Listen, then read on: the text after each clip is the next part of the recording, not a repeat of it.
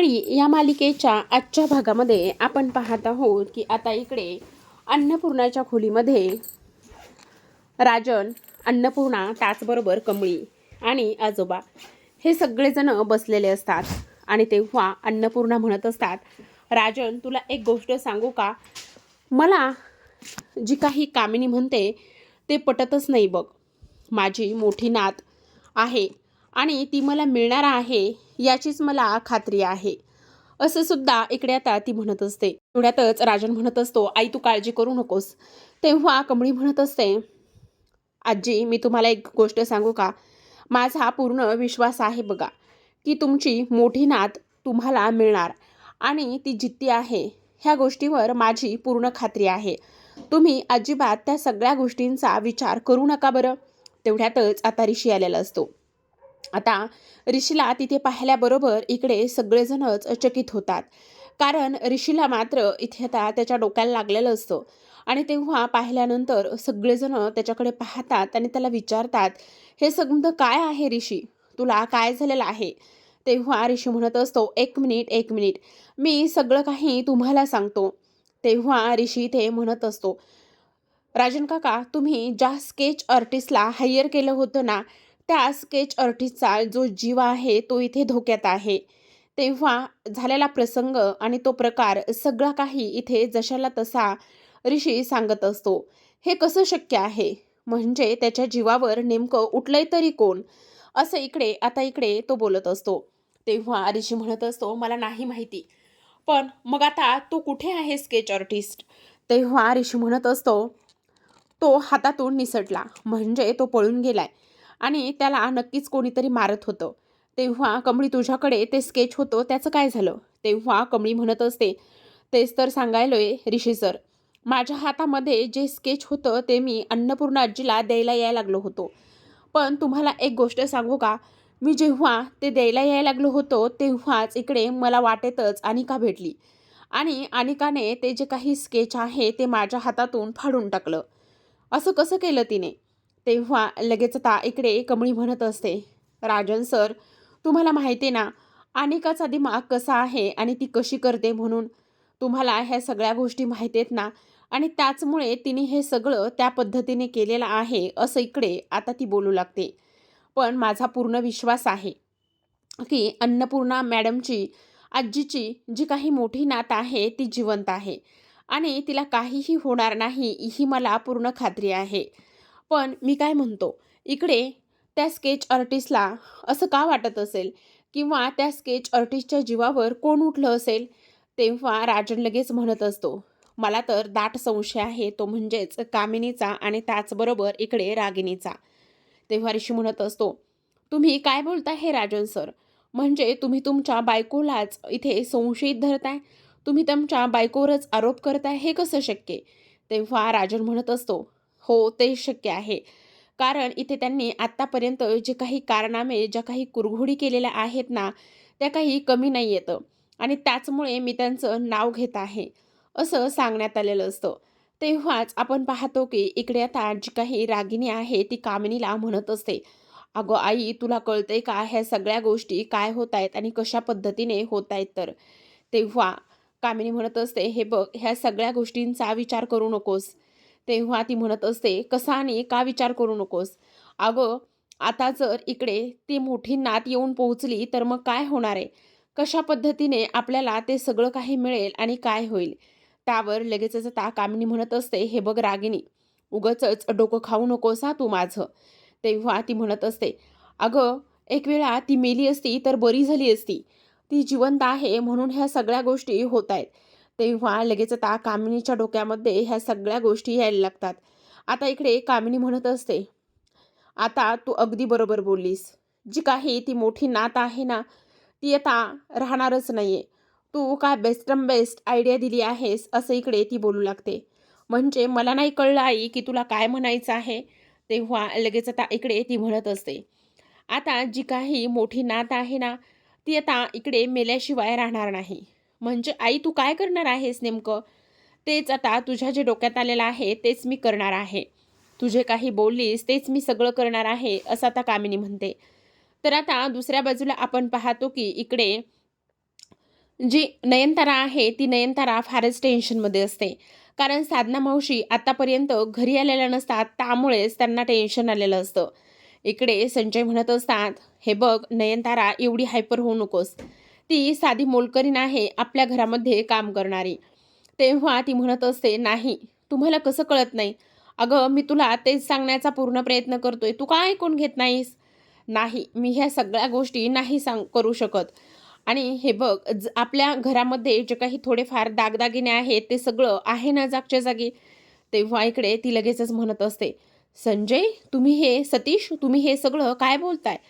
अहो, ती मुलगी, ती बाई तशी नाहीये." त्यावर लगेच सतीश म्हणत असतात, "अगं हो, पण तरीसुद्धा नाही, मी अजिबात शांत बसणार नाही हां. मला ताबडतोब इकडे आता पोलीस कंप्लेंट करावीच लागणार आहे. मी ताबडतोब पोलीस कंप्लेंट करणार," असं इकडे ती म्हणत असते. तेव्हा लगेच आता सतीश म्हणत असतात, "हे बघ, एवढ्या टोकाचा निर्णय घेऊ नकोस. नाही, मला हा जो काही निर्णय आहे, तो टोकाचा घ्यावाच लागणार आहे.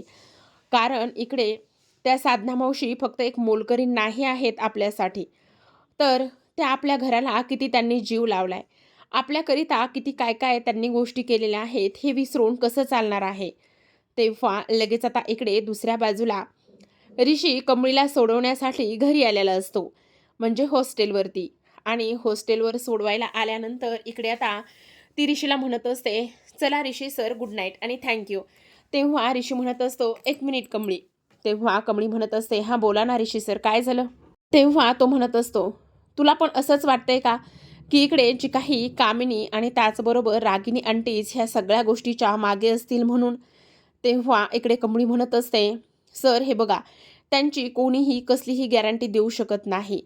कारण तुम्हाला सांगू का, त्या कुठल्या थराला जातील आणि काय करतील हे आपण सांगू शकत नाही." त्यावर लगेचच आता इकडे ती म्हणत असते, "पण काही जरी झालं ना, तरीसुद्धा अन्नपूर्णा मॅडमची नात ही त्यांना भेटलीच पाहिजे आणि ती भेटावी म्हणून मी प्रयत्न करेन. मी आता अन्नपूर्णा मॅडमवरच वॉच ठेवणार आहे," असं इकडे ती म्हणत असते. तेव्हा ऋषी म्हणत असतो, "नाही हं, तू अजिबात ह्या सगळ्या गोष्टीमध्ये आता पडायचं नाहीयेस. कारण तुझी एक्झाम आहे आणि त्या अभ्यासाकडे तू फोकस करायचा आहेस." तेव्हा लगेच आता कमळी म्हणत असते, "ते तर मी करतो हो सर, तुम्ही त्याची नका काळजी करू." "नाही, नाही, अजिबात नाही. ज्यांच्याकडे लक्ष ठेवायचं असेल ना, त्यांच्याकडे मी लक्ष ठेवतो. पण तू अजिबात त्यांच्याकडे लक्ष ठेवायचं नाहीस किंवा तुझा वेळ जो आहे तो वाया घालायचा नाही. समजलं?" तेव्हा कमळी म्हणत असते, "बरं, ठीक आहे." तर आता आपण दुसऱ्या बाजूला पाहतो, की इकडे नयनताराने पोलीस स्टेशनमध्ये फोन केलेला असतो आणि नयनताराने पोलीस स्टेशनमध्ये फोन केल्यानंतर इकडे आता ती म्हणत असते, "आमच्या घरामध्ये काम करणाऱ्या मावशी मिसिंग आहेत आणि त्यांचीच आम्हाला कंप्लेंट करायची आहे." तेव्हा पोलीस म्हणत असतात, "हे बघा, साधी मोलकरीण आहे ना ती, मग तुम्हाला एवढी हे करण्याची काय गरज आहे?" तेव्हा नयनतारा म्हणत असते, "तुमचा कसला टोन आहे तो? तुम्ही ह्या भाषेमध्ये कसं काय बोलू शकता? हे बघा, त्या आमच्यासाठी फक्त मोलकरीण नाही आहेत, त्या आमच्यासाठी सगळं काही आहेत. तुम्ही आत्ताच्या आत्ता कंप्लेंट लिहून घ्या आणि कंप्लेंट लिहून घेतल्यानंतर आता लगेचच तुमचं तपास किंवा शोधकार्य सुरू करा." तेव्हा लगेच आता इकडे दुसऱ्या बाजूला ऋषी म्हणत असतो, कमळीला गुड नाईट म्हणून तो घरी निघालेला असतो. आता ऋषी घरी आल्यानंतर इकडे त्याच्या डोक्याला लागलेलं असतं आणि तेव्हा लगेच आता नयनतारा म्हणत असते, "ऋषी, हे समज काय आहे? तुझ्या डोक्याला एवढा मार कसा काय लागलाय? काय झालंय?" तेव्हा ऋषी म्हणत असतो, "हे बघा, काळजी करू नकोस. मी सांगतो, तू प्लीज शांत हो." तेव्हा नयनताराला शांत करण्यात येतं आणि तो म्हणत असतो, "साधना मावशीचं काय झालं?" "अरे, मी इथे पोलीस कंप्लेंट केलेली आहे आणि पोलीस कंप्लेंट केल्यानंतर त्या नक्कीच भेटतील. पोलिसांनी तपाससुद्धा सुरू केलाय," असं ती सांगते. दुसऱ्या बाजूला आपण पाहतो तर काय, इकडे आता कमळी तिच्या आईच्या म्हणजेच सरूच्या फोटोसमोर असते आणि सरूच्या फोटोसमोर असताना इकडे ती म्हणत असते, "अगं आई, आज तुझी फारच आठवण येते. माहीत नाही का आणि कशामुळे ते. पण आज माझा जीव खूप वरखाली होतोय, खूप जास्त अस्वस्थ वाटतंय." तेव्हा इकडे दुसऱ्या बाजूला आपण पाहतो, की जी काही कामिनी आहे, ती कामिनी आता इकडे विचार करत असते. ती म्हणत असते, "आता खरा धमाका आणि खऱ्या गोष्टी होणार आहेत."